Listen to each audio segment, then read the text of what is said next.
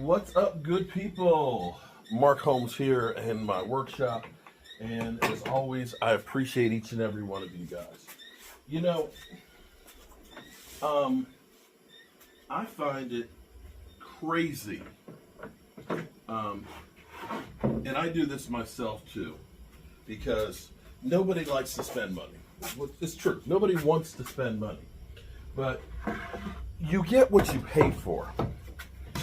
And I have to say, I bought this machine right here, this CNC machine, about 4 years ago, and it cost me about $9,000, and I paid for it monthly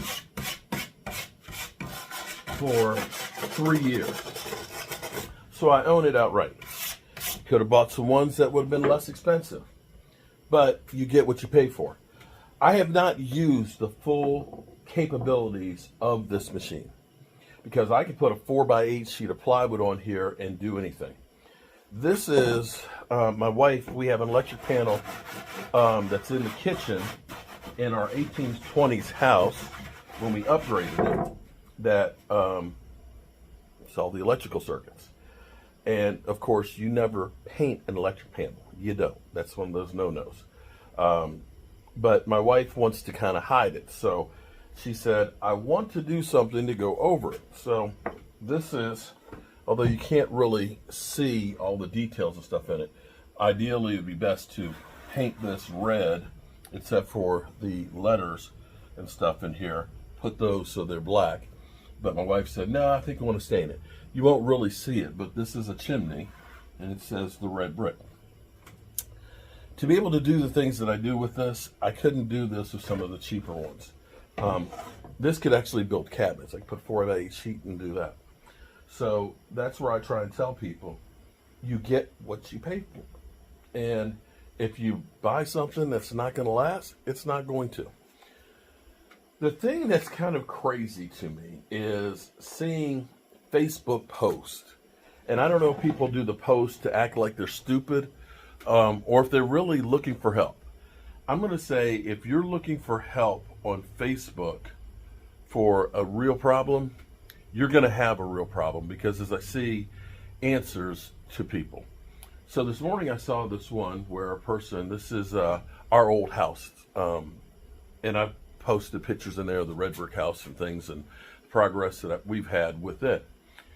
And the question was, he had a picture of underneath of his floor from below, and you can see that it's rough cut antique hard pound, at least I can. And his question is because it has now laminate flooring on top of it. And he was looking at it and saying, I don't know what this is that the subflooring? If you have to ask on Facebook questions on construction, you probably shouldn't be doing them. Reading some of the answers that you get from people that clearly know nothing. A person who's going through and saying, oh, those floors are trash. You need to get rid of them and put down, take them off, put down some subflooring. And it's like, oh my God. The house was built in 1850. So he was looking up in the ceiling where the lath was, okay, the lath, wood lath, which is the wood that they cut basically about 3/8 of an inch thick pieces of wood, and they left about a 1/4 inch gap between them. They put that so that way they could go through when they made their lime plaster, and they plastered on top of it. That was there to be the frame to hold it. He didn't know what that is. And so some of the comments were, of course, just rip the stuff up and get rid of it. Well, here's what I'm going to tell you. Having worked on numerous old houses, to give you an idea, because this is what right here he's looking at. That's what it looks like. And most people look at that and say, oh my God. That's hideous. That is ugly as shit.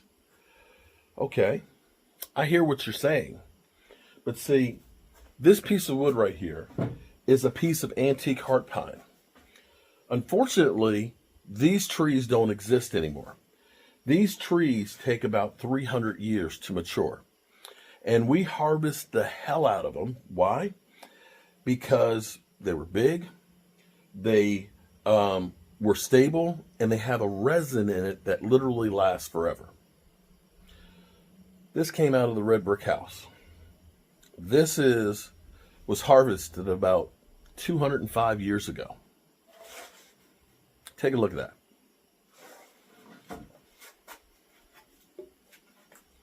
Take a look at that. Look down the line of that. Where's the camera? There's the camera. Look down the line of that. Do you see any warp? Do you see any twist? Oh, and look at the growth rings. And if I were to weigh this, this thing is heavy as can be. You feel like you're keeping a piece of oak. But see, a piece of wood like that, now this is not stained or anything, but this is a piece of that wood. The amber color of that, the age of it. If you were to varnish it, that's what it would look like. You don't need to stain it, because it's like, oh, well, maybe we'll sand it. No, don't stain it. That color right there is a thing of beauty. And see, every piece of that house that we ended up having to tear off the kitchen and rebuild it, we ended up building using this wood that people say is trash to build our island out of. So be careful. Be careful when you go online and say, hey, Facebook world, give me an answer that most people have no clue that are answering. Let me give you another. Look at this piece. Oh, let me show you another piece of this.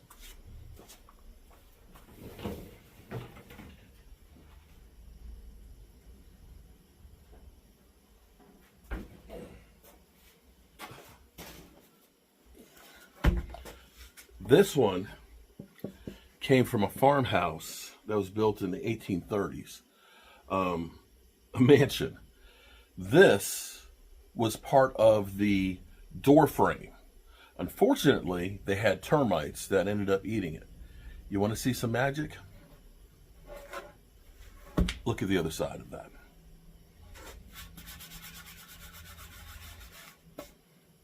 Yeah. So, buddy, that's what you got for a floor. Now, you may look at it and say, my God, that's hideous. To give you an idea, this is almost a foot wide.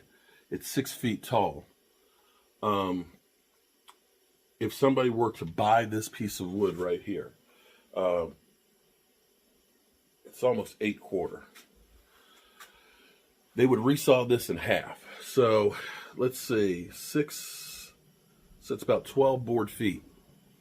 12 board feet, right? This would cost you, if you could find one like this, about $140. Because you can't find pieces of wood this wide and this thick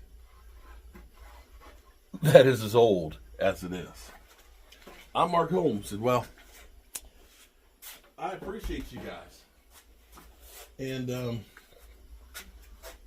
remember, Facebook advice is for entertainment purposes only.